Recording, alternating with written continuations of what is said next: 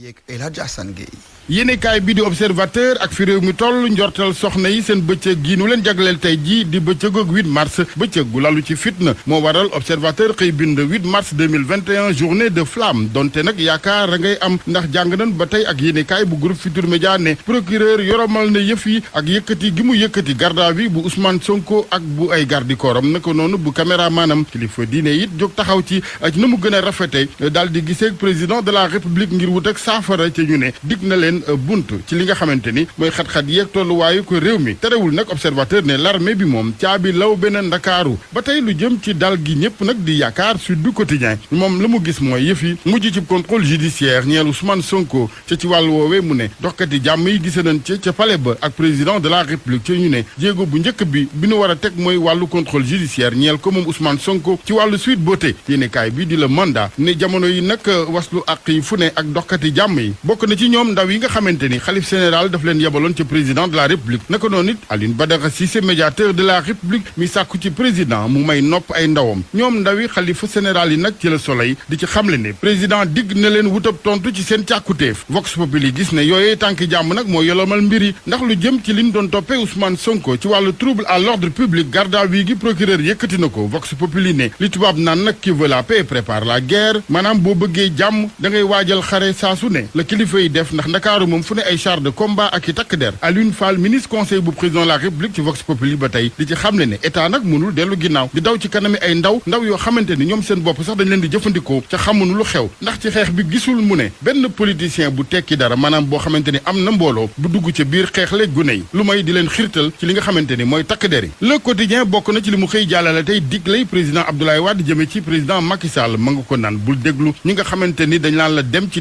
ca amuñ ca lu ñuy perte booy dugg ci guuta ñu naan ballaw jàlli feneen bu lit déglu mu ne magistrat yi nga xamante ni dañuy waaf loo wax rek ñu ne gongo foog ne ñu ngi lay bégloo ca loolee du def lu may di la lor laas ne président Macky Sall yolomal na nag mbir yi as lëf ak dossier trouble à l'ordre public bi nga xamante ni libéré nañ ci garde du corps yi Ousmane Sonko ak caméraman ba tey ci suba nag moom Ousmane Sonko ci dossier bi nga xamante ni moo dox diggam ak Adji Sarr lañu koy dégloo ci kanamu yoon ñiy wër nag di yàq ak rajaxe ga sàcc dinañ leen wër fu ñu mën a ne ñu teg leen loxo atte leen teg leen daan yi war Les Échos ne mbiri Ousmane Sonko ci kanamu yoon tëggum semmiñ lay doon tey jii neex benn naqari benn yéene kaay bi ne muy Serigne Sy muy Abdoulaye Wade yëpp ñaan nañu président Macky Sall mu tin leen ca di lu président nangul kilifa yi président Abdoulaye Wade moom ne ko président Macky Sall ab président day faral di am ci wetam ay niti ay dee leen déglu waaye bu leen topp bu lit déglu magistrat yi nga xamante ni ñoom sàmm wuunu Idrissa Seck moom ba tey ak yéene kaay bi di Les Échos di ci biral yàqin gu mu am ci ne président Macky Sall amul temps mu ne di yóbboo ko yóbbuwaat ab opposant te Sweet Beauté lii quotidien ne Alioune Badara Cissé médiateur de la république yéena xippilooy gëtam président Macky Sall source a moom gis ne président Sall dafa yore ca loxo ba ay carotte ba ca des aw yat maanaam fileeg benn wala ñaari fan dina yëkkati kàddu di discours à la nation wane li nga xamante ni mooy bëgg-bëggam ngir jàmm waaye terewul nag ndakaaroog Thiès moom fu ne ay chars de combat ak i takk der xat-xat yi yëpp nag ak fitna gi réew mi nekkee le médiateur de la république Alioune Badara Cissé ne lu nu waroon sóoraale la